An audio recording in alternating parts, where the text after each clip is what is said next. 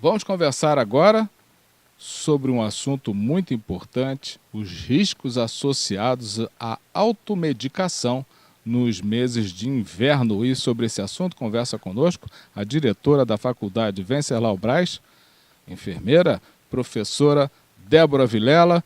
Minha querida Débora, é um prazer estar conversando com você mais uma vez. Bom dia. Bom dia, Otávio. Bom dia, ouvintes que estão nos seguindo. É sempre um prazer estar conversando com vocês e tirando, dúvidas, esclarecendo fatos que ocorrem no nosso dia a dia, a gente nem percebe. É verdade. Agora nós vamos falar sobre a questão da automedicação no tempo de frio, no tempo de inverno.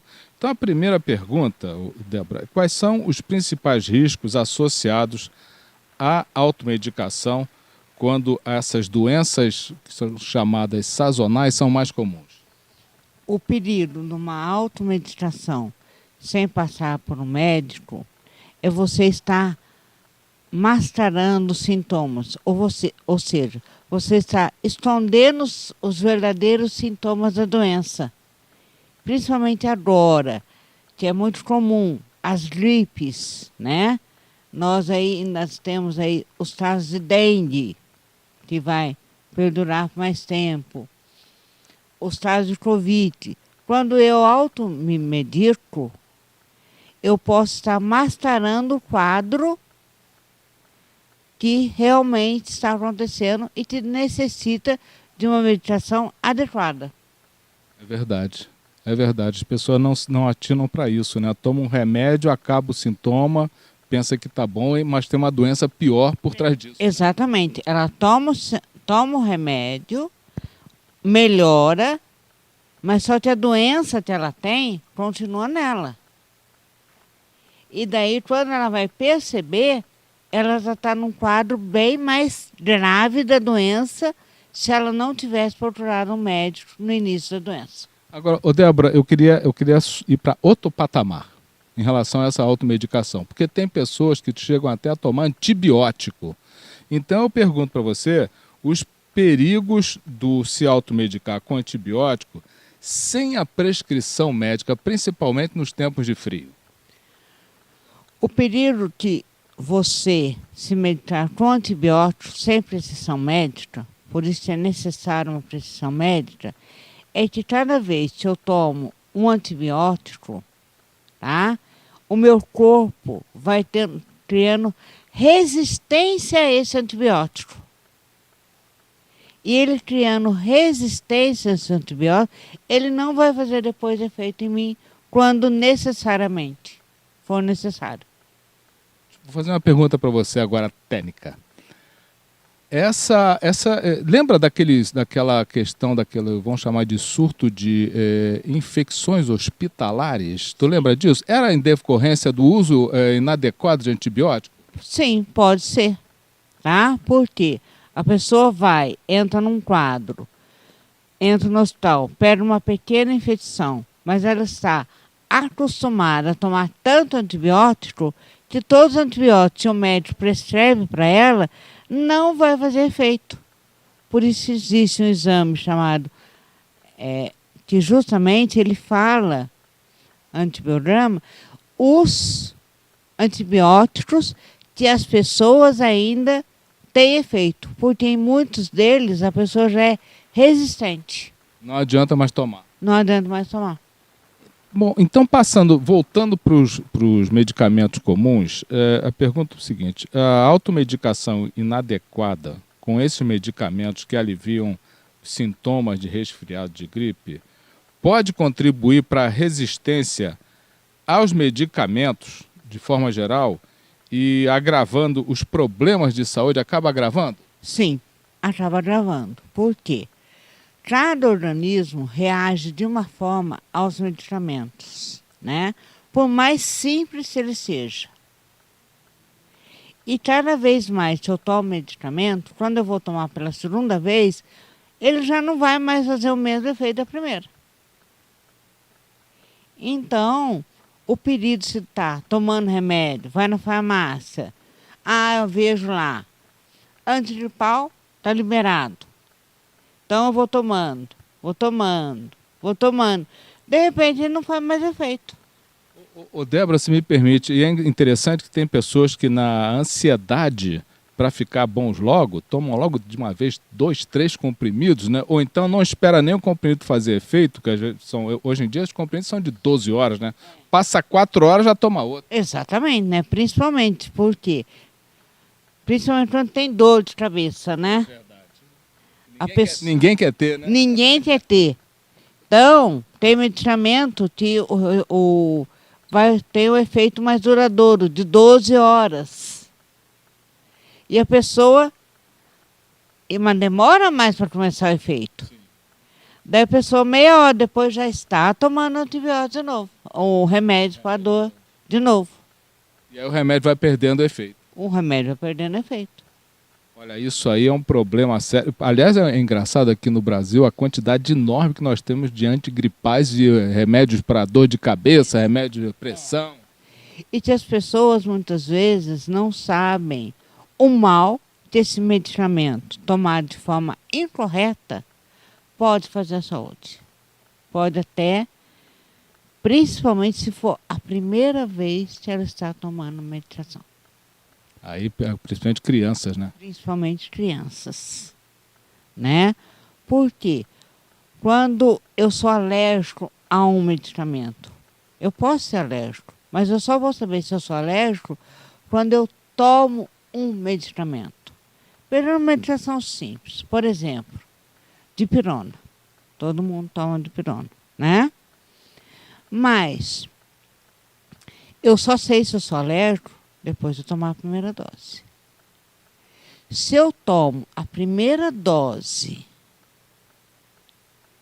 sem uma prescrição médica, ou dou para uma criança, essa criança pode entrar em coma. Porque ela vai produzir uma reação ao medicamento, né? Por isso, até mesmo, você falando de antibiótico, a bezetacil. Por que não se dá uma bezetacil em farmácia? Tem de ser ou no posto, ou até mesmo dentro do hospital. Porque a reação é imediata. E eu só sei se eu sou alérgico à bezetacil se eu tomar pela primeira vez. Então, eu vou precisar de um suporte imediato ali. Tá vendo? Aula. Isso é aula. Aproveitem. Então, Débora, existem pessoas que se automedicam. Você já deu aí o exemplo de dipirona. São remédios para dor e febre durante esse tempo de frio. E principalmente quando se trata de dosagem inadequada. E eu pergunto para você, e se a pessoa já está fazendo outro tratamento, existe também o risco dessas automedicações interferirem no tratamento que está em andamento? Porque se a pessoa faz um tratamento para uma determinada coisa, determinada doença, e toma um medicamento que, junto com o medicamento, ela toma continuamente, um vai anular o efeito do outro. Ou um vai, é o que a gente chama dentro da farmacologia de interações medicamentosas. 2 medicamentos não podem caminhar juntos. Por isso a importância de você sempre estar procurando um profissional médico, né, de saúde, para que ele indique esse ou aquele remédio. Olha, Débora, o que você está falando é super importante. As pessoas, o brasileiro principalmente, não tem a menor paciência com a doença. Aliás, ninguém gosta, né? Dor de cabeça, febre, e já vai se automedicando. E às vezes é um resfriadinho que demora uns 3 dias, né? A pessoa já toma remédio para gripe, não é isso? Exatamente. Qualquer coisa, espirrou, está tomando. Às vezes nem é gripe, né? É uma rinite alérgica, que o medicamento para gripe não vai fazer efeito nenhum. Já está com uma rinite alérgica. Não, espirrei e estou com gripe. Principalmente na época de inverno, né? Um friozão desse. E um outro aspecto, tá? Que nós estamos falando de medicamentos, né? Mas medicamento, vou fazer um deve estar aí, vem de Por que te chama drogaria e não... Agora é farmácia. Antigamente era farmácia. Sim. E atualmente é drogaria. Por que mudou o nome? Por que mudou o nome? Por quê? Porque são todas drogas. Tá aí. E o que eu quero falar é o seguinte, tá?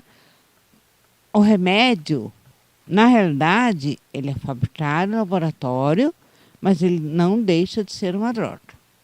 Então, o que ocorre? A diferença entre a dose ideal, a dose certa, e a dose que pode até matar é pequenininha. É muito pequena. Então a pessoa se enche de remédio e acaba entrando num quadro de intoxicação. Pelo medicamento. Pelo medicamento. Ô Débora, então, para a gente arrematar aqui, existem pessoas que vão perguntar, aliás, vizinho, o parente anda sempre se consulta, né, amigo, né? Pô, eu tô com dor de cabeça, o que eu tomo? Aí o amigo, toma X, porque isso fez bem para mim. Quando você estava com isso, o que você tomava? Eu tomava Z. E os medicamentos são coisas, as doenças são individuais, né? O que serve para um, muitas vezes não serve para outro. O que você pode falar para essas pessoas que têm de cabeça, assim, na boa vontade, evidentemente, prescrevem para os vizinhos, para os amigos, medicamentos que elas usaram e fizeram bem a elas? Olha, não façam isso, por favor, tá? Eu falo por mim, né? Já tenho muito tempo trabalhando, né, em algumas áreas, tudo, principalmente saúde coletiva. Eu não prescrevo para ninguém. Por quê? Eu sei, o que pode ser bom para mim, pode não ser para o outro. Esse alerta aqui é super importante. Então, gente, às vezes a gente tem a maior boa vontade. Ah, não, você toma isso, te faz bem. Mas você não está no corpo da pessoa. Você não examinou a pessoa. E se der algum problema depois? Pode ser que a pessoa nem ligue. E a sua consciência, como que vai ficar? Se dá aquela intoxicação Se que dá você falou. aquela intoxicação que eu falei. Olha aqui, eu vou dar... Essa dica vai muitas vezes para vovós que tem os netinhos, que vai chegando nessa época aí de tempo seco, e começam as ites, né?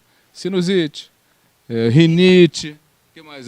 Tem um monte de ite aí, né? Laringite, faringite. Exatamente. As crianças são suscetíveis, vão tendo isso em muitos casos. E a vovó fala assim, minha filha, dá o remédio Z para ele que eu dava para vocês. Mas só que isso não é certo porque ela não conhece o funcionamento do organismo do outro, né? A gente vê muitas vezes, né? As pessoas na boa vontade, trocam até... Olha, eu tomava essa insulina pegando paciente diabético, né? Mas não estava fazendo efeito, daí eu comecei a aumentar a dose. Ela aumenta por conta dela. E fala para o outro, só aumentou. O perigo é muito grande da pessoa entrar num quadro de hipoglicemia. Né? E a gente vê isso com todas as doenças, né? É verdade. Débora, olha, muito obrigado por essas dicas valiosíssimas nesse tempo aí nós estamos com temperaturas baixas, né? Tempo seco, as doenças começam a aparecer. Lembrando que ainda estamos em período de dengue, né, Débora? Então, a automedicação é sempre um perigo. Exatamente, principalmente agora. Com as mudanças de temperaturas, nós estamos em Itajubá numa situação emergencial de dengue. Não são todos os remédios que as pessoas podem tomar. Existem remédios que são totalmente contraindicados nos casos de dengue. Uns podem e outros não podem de maneira nenhuma, por mais comum que eles pareçam ser. Mais inofensivos que parecem, né? Rótulo bonitinho, né? Não existe remédio inofensivo. Tá aí, sabe as palavras. Débora, muito obrigado. Até breve. Até breve, espero ter contribuído, ter ajudado vocês. E qualquer dúvida, nós estamos aqui na escola, né?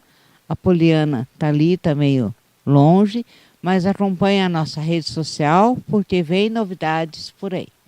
Opa. Então, Poliana, chega aqui, por favor, rapidinho. Abaixa aqui. Endereço da rede social.